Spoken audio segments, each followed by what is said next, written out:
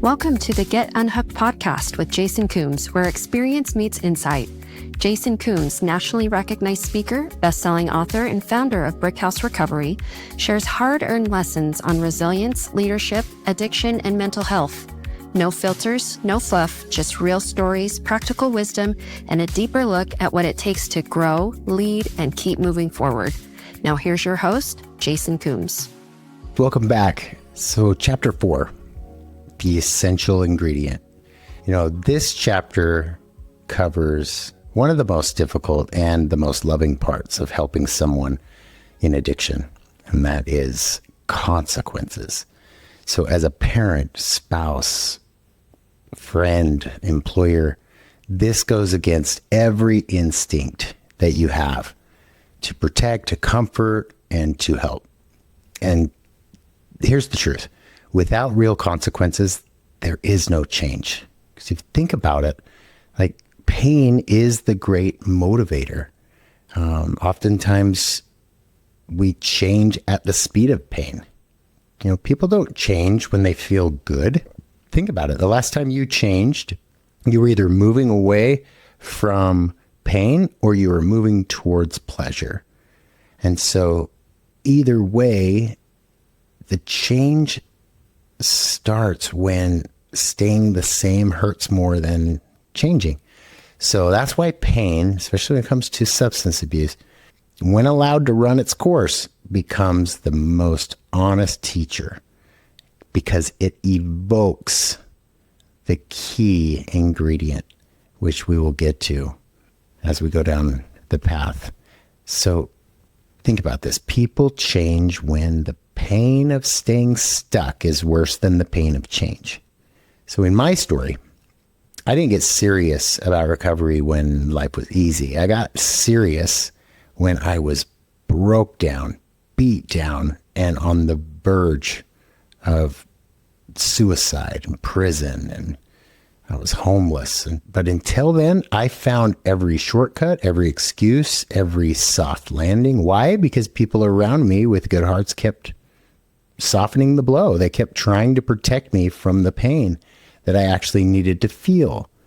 And so what happens without consequences? Because when we rescue our loved ones from consequences, whether it's paying their bills or lying for them or covering for them, letting them move back into our house with no boundaries, they're not paying rent, here's what we're really doing is we are relieving their pain while increasing their risk. So if you think of like two columns, you got short-term relief in one column and you got long-term risk in the other one. So they might avoid jail, embarrassment, and discomfort in the short term, but in the long term, they have no reason to change. It's like disabling a fire alarm because it's loud when the house is actually burning down.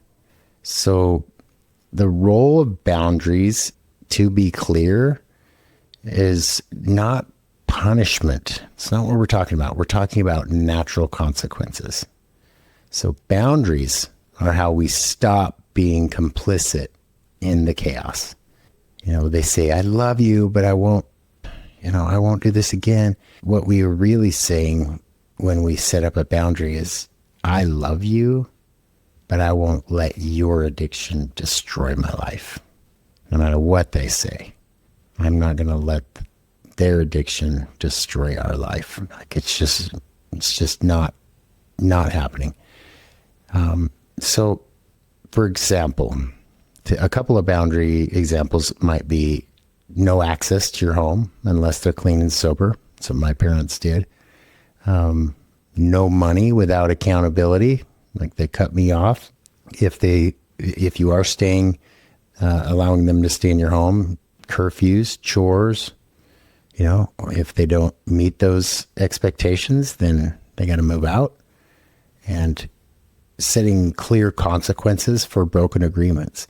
And make sure you always put it back on them, like they are choosing to opt out of living in your home because they made agreements. Remember, strong fences make great neighbors.